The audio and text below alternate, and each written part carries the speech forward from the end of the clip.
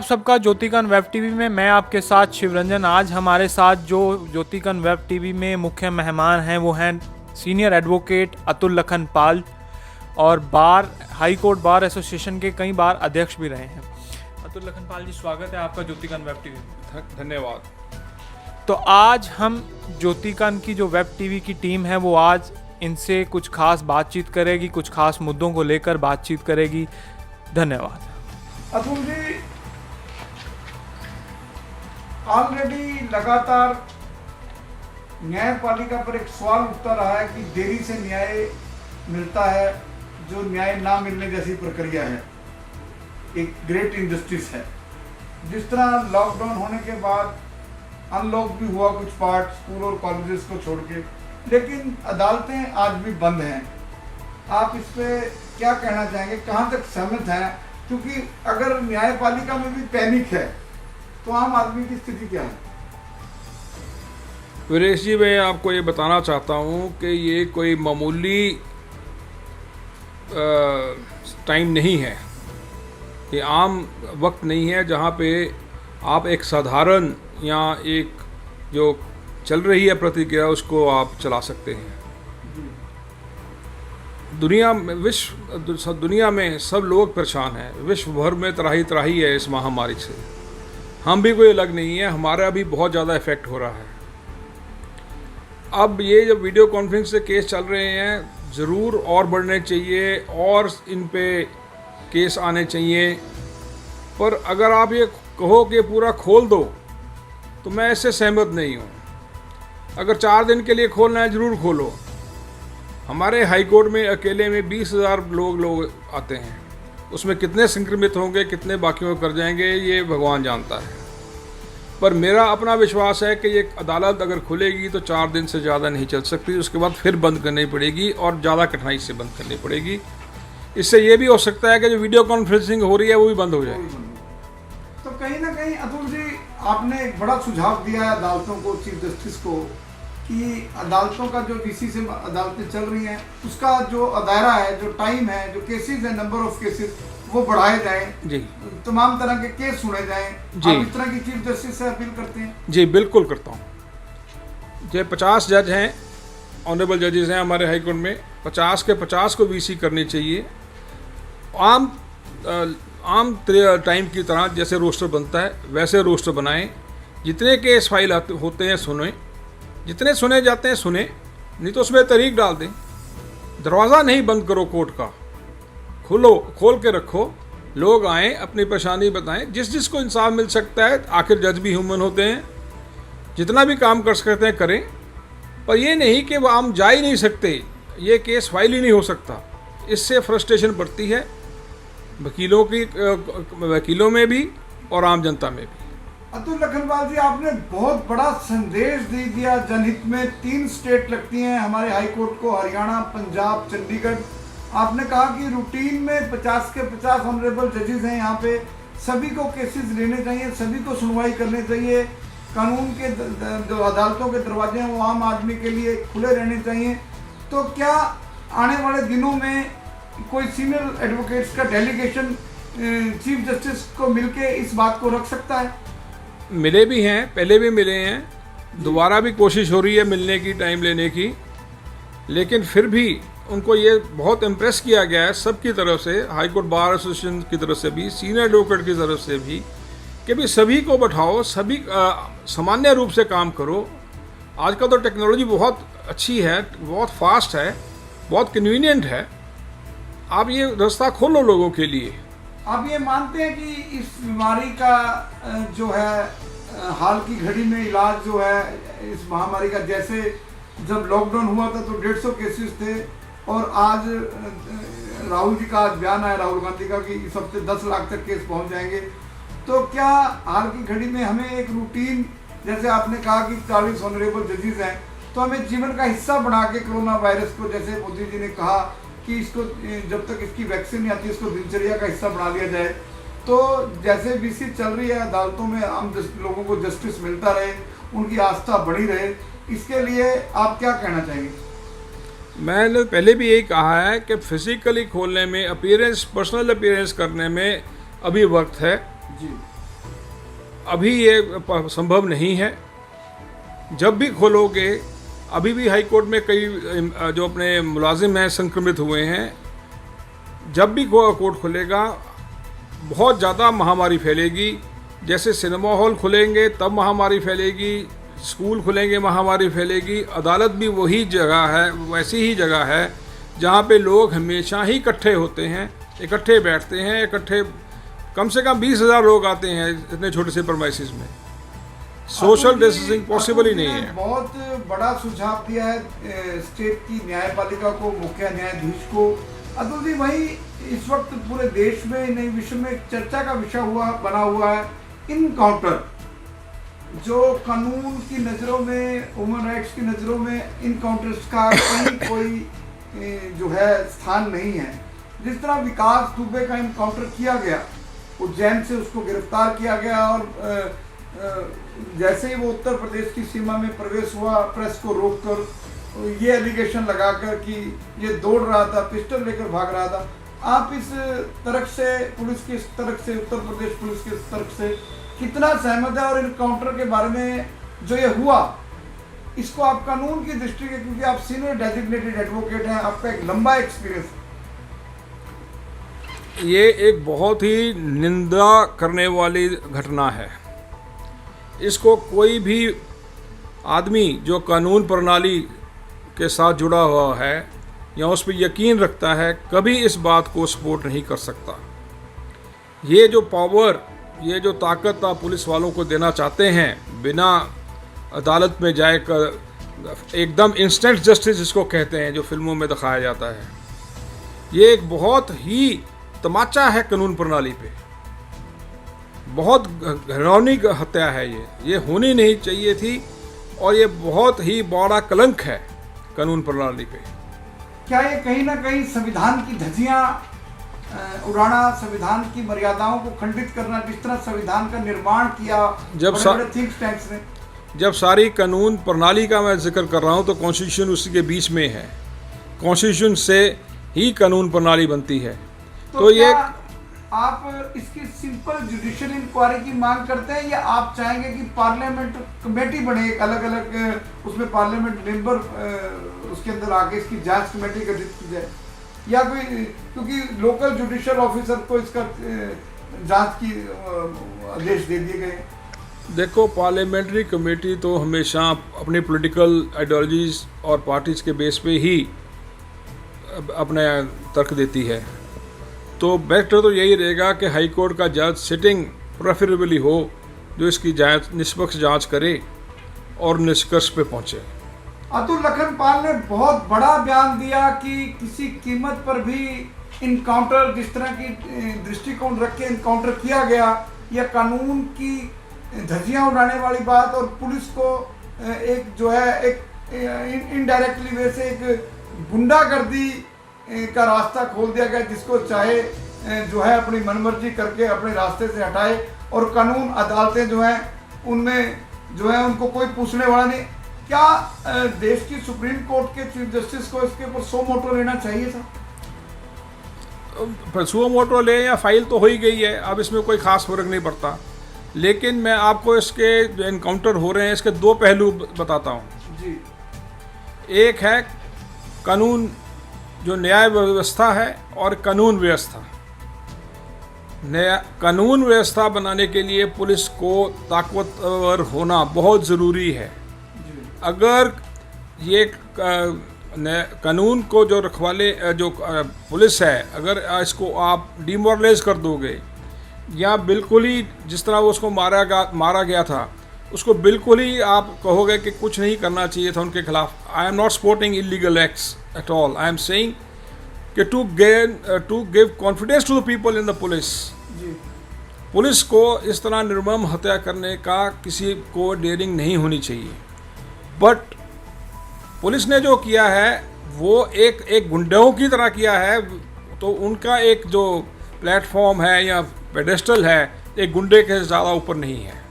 तो आप का मानना सीधे सीधे तौर पर यह है कि विकास दुबे ने जैसा किया वैसा ही उसके साथ पुलिस ने किया?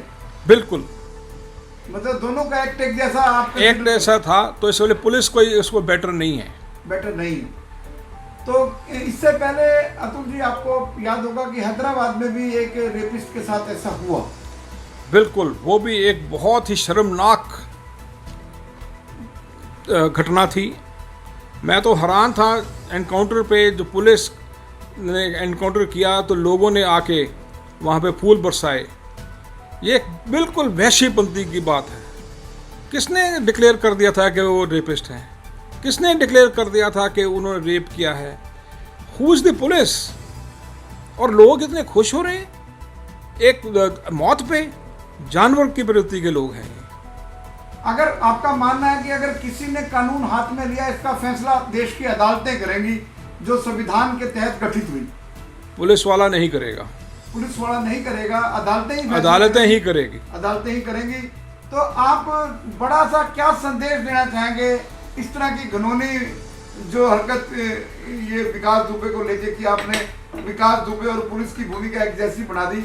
आप इनकी रोकने के लिए इनकाउंटर ना हो, भविष्य में इस तरह की इतिहास ना दोहराया जाए और जो अदालतों में चले केस, कानूनी प्रक्रिया से चले, जो कानून का एक सिस्टम है, prosecution witness, defence witness, argument, वो सिस्टम से चले। इसके लिए आप क्या संदेश देंगे?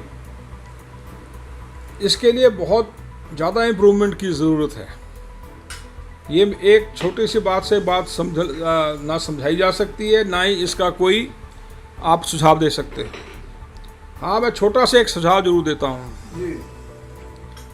कि अगर आपने पुलिस को, लोकल पुलिस को नियंत्रण में रखना है तो उसके लिए एक IAS अफसर को SHO होना चाहिए जो कि इंडिपेंडेंट इंक्वायरी कर सके, और ना कि वो कभी इधर उधर के पॉलिटिकल लीडर्स या छोटे मोटे लोगों के या पैसे वालों से दबे ना ही उनका नजायज़ काम करे। जब आप पुलिस वालों से नजायज़ काम कराते हो तो उनका हौसला बढ़ जाता है और फिर वो कानून अपने हाथ में लेके अपने आप भी गुंडागर्दी करते हैं। ये एक नेक्सस है, एक विशियस साइकिल है जो चल रहा है, और इसके लिए रोकने के लिए मेरा एक छोटा सा सुझाव है। वैसे तो बहुत हैं कि भी even the judiciary should expedite the trials. अब सिर्फ ये नहीं है कि कानून हर को सजाई देनी है। 90% केसेस में पुलिस ने पैडिंग की होती है, झूठे को लोग फंसाए होते हैं, तो इसलिए थोड़ा सतर्क रहने की बात है। अतुल जी, कहा जाता है कानून का सिद्धांत है कि भले ही 100 गुनाहगार बच जाए लेकिन एक बेगुनाह को सजा नहीं मिलनी चाहिए। बिल्कुल ठीक है। जिस तरह का इनकाउंटर हुआ है तो अदालत ने तो जो है विकास दुबे को या उन रेपिस्ट को जो है गिल्टी नहीं दिया, कोई सजा नहीं दी, तो कहीं ना कहीं अपने आप में एक ग्रेट इनजस्टिस, एक ऑलरेडी एक केस में जीत के एक मामले में जो है एक DCP लक्ष्मण दास नाम के DCP लंबे समय तक जेल में रहे हैं। तो ऐसे में आप भारत के जो गृह मंत्री हैं जो अपने आप में सक्षम हैं, आप उनसे उनके साथ कोई विशेष एक बतौर सीनियर डेजिग्नेटेड एडवोकेट आप कोई मांग करेंगे, कोई संदेश देंगे उनको इस तरह की चीज़ों को रोकने के लिए? मैं तो यही उनको एक सुझाव दे सकता हूँ, रादर गुजारिश कर सकता हूँ कि बिल्कुल ये लोग बदमाश हैं। कई लोग ऐसे होते हैं जो सुझाव समाज के लिए खतरा बने रहते हैं, कॉन्टीन्यूस खतरा बने रहते हैं, पर उनको कानून प्रणाली पे विश्वास नहीं छोड़ना चाहिए। कानून उनको जरूर सजा देगा, देर देगा सवेर देगा, देगा जरूर। आने वाले दिनों में जिस तरह की आपने बातें कही, सुझाव दिए, पुलिस के बारे में आपने कही, क्या आने वाले दिनों, क्योंकि आपने समय समय पर हमने देखा आपने बहुत सी इंपॉर्टेंट PIL भी हाई कोर्ट में फाइल की जिनमें लैंडमार्क जजमेंट्स आई हैं, तो क्या इस विषय को लेकर आने वाले दिनों में क्या आप इस तरह की PIL डालकर कोई गाइडलाइन इशू करवाने के लिए कुछ इस तरह की पहल करने की सोच सकते हैं? हाँ, बिल्कुल सोच सकते हैं। We are working on it, but we are collecting data also. जो पंजाब में हुआ, जितनी पुलिस को पावर दी, उसके बाद जो निर्दोष लोग मारे गए पुलिस के हाथों में, ये एक बहुत बड़ा सबक था हमारे इस देश के इस हिस्से में। उसके बाद से एनकाउंटर शुरू हुए हैं, टेररिज्म का फॉल आउट है ये। ये जो फॉल्स एनकाउंटर्स हैं, जी। टेररिज्म के वक्त पुलिस को ताकत दे दी गई कि जिसको भी चाहो उठा लो और मार दो। मैं आपसे आपकी बात काटूंगा। आपने बहुत बड़ी बात कही कि जो इनकाउंटर है ये दोबारा आतंकवाद पनपने के संकेत हैं, तो ये आपके मन में कैसे बात आई? जितना भी आप दबाओगे, जुल्म करोगे लोगों पे, वो कहीं ना कहीं तो रोश निकालेंगे। वही अतुल जी, चलते चलते मेरा एक अंतिम बड़ा इंपॉर्टेंट सवाल है कि मानव अधिकारों को, नेशनल ह्यूमन राइट्स कमीशन को कोई अधिकार नहीं है कोई कन्विक्शन करने के, कोई समन करने के, नॉन अवेलेबल वारंट इशू करने के, फ्रंट इशू करने के। तो ये एक जैसे गुलदस्ता सजा दिया जाता है। आपकी नज़रों में, हमारी नज़रों में तो इसको हम गुलदस्ता कहेंगे जिसको कोई अधिकार ही नहीं है। तो आपकी नज़रों में नेशनल ह्यूमन राइट्स के बारे में क्या चल रहा है? क्या आप जो वर्तमान प्रणाली है ह्यूमन राइट्स की कमीशंस की, वो उनसे आप संतुष्ट हैं? It is a toothless tiger. जी। It has been just created to cater to the international pressure जी। और इसके पास कोई पावर्स नहीं है। लोग वहाँ जाते हैं, इंक्वायरियाँ होती रहती हैं, इंक्वायरियों में गिल्टी भी पाए जाते हैं पुलिस वाले, फिर भी कोई एक्शन नहीं होता। अतुल जी ने कहा कि जो ह्यूमन राइट्स कमीशन है वो बिना दांतों वाला शेर है, लेकिन अतुल जी क्या आपके सुझाव क्या है? इसको कैसे असली टाइगर कैसे बनाया जा सकता है? क्योंकि आप लिमिटेड के टिप्स पे एडवोकेट, सीनियर एडवोकेट्स होते हैं हाई कोर्ट में 150-200। आप इस तरह की प्लानिंग, आप समाज का your officer of the court, तो मैं आपसे चाहूँगा कि आप इस तरह के मामलों में जब आप खुद एक सीनियर एडवोकेट के मुंह से ये सुना जाए कि जो ह्यूमन राइट्स कमीशन है वो बिना दांत के शेर है, तो क्या आप इस मामले में कोई देश की न्याय प्रक्रिया के अंदर आके कोई PIL डाल के इनको कानून राइट्स दिलवाने के लिए कोई कदम उठाएंगे? देखो, मैं किसी भी तरह का ट्रिब्यूनल बनाने के खिलाफ हूँ जी। हमारा संविधान और हमारे जो लॉ बनाए गए हैं उसके नीचे बहुत ताकत देते हैं कचहरियों को, कोर्ट्स को। वो कोई भी ऑर्डर पास कर सकती हैं। एक अलग से ट्रिब्यूनल बनाने की ज़रूरत नहीं है कहीं भी। आप अपने जजेस को या कचहरियों को उस पर आप ये बताते हो कि आपको उन पर विश्वास नहीं है, जजेस और बढ़ा दो, सबऑर्डिनेट जुडिशरी और बढ़ा दो, गिव देम द पावर तो है ही उनके पास, दे विल एक्सरसाइज। मतलब जो ट्रिब्यूनल्स हैं, जो ह्यूमन राइट्स हैं, की जरूरत नहीं है। जुडिशियल सिस्टम को मजबूत किया जाए, जजेस को और नंबर ऑफ जजेस जो है बढ़ाया जाए, वो सक्षम जो एक प्रक्रिया के तहत सिस्टम है, जो अधिकार है उनके पास, जुडिशियल ऑफिस जजेस के पास जो अधिकार है वो उनको तरीके से एक्सरसाइज कर सकते हैं। मतलब ट्रिब्यूनल्स के आप खिलाफ हैं? हर एक ट्रिब्यूनल के खिलाफ हूँ मैं। I am against tribunalization of the justice system. मतलब कहीं ना कहीं ये एक ऑब्लिगेटरी सिस्टम है सरकारों का, ट्रिब्यूनल। ऑब्लिगेटरी नहीं, कचहरियों से पावर वापस लेने के लिए वो एक तरीका साजिश है। वही अतुल जी, मैं चाय पीला ठंडी हो जाए। देश की जेलों को लेकर आपसे अंतिम सवाल करूंगा कि देश की जेलों में लोग बंद हैं, उनको समाज से काटने के लिए उनको अलग रखा जाता है, लेकिन देखने में आया कि जो जेलों में बंद लोग हैं उनके साथ बड़ा अन्याय होता है। उनको पानी ठीक नहीं मिलता, रहने की व्यवस्था ठीक नहीं है, अंदर जानवर, सांप उनकी बैरिकों में रात को चले जाते हैं, खाने का सिस्टम बहुत जो है अमानवीय है। तो क्या आप इसके ऊपर, और हैरानगी की बात यह है कि भारत सरकार ने, सिस्टम ने, जो कानून प्रक्रिया है, संवैधानिक प्रक्रिया, उसके तहत इंस्पेक्टिंग जज जो है वो विजिट करते हैं, लेकिन वो इंस्पेक्टिंग विजिट में ऐसी तरह की विजिट होती है जो झंडे लगे होते हैं, रंग हो रहा होता है कि आज हाई कोर्ट के जज ने आना है, और उस वक्त वो सारी चीज़ें जो हैं बिल्कुल ओके पाई जाती हैं। तो आप इसके लिए जो जेलों में लोग बंद हैं उनके लिए आप क्या कहना चाहेंगे? क्या जेलों में जो बंद लोग हैं उनके साथ जानवरों जैसा व्यवहार होना चाहिए? बिल्कुल नहीं। 90% of them to my mind are innocent also, 90% of them are for petty offences या फर्स्ट टाइम क्रिमिनल्स हैं। उनको इस तरह का जानवरों की तरह व्यवहार नहीं होना चाहिए कहीं भी।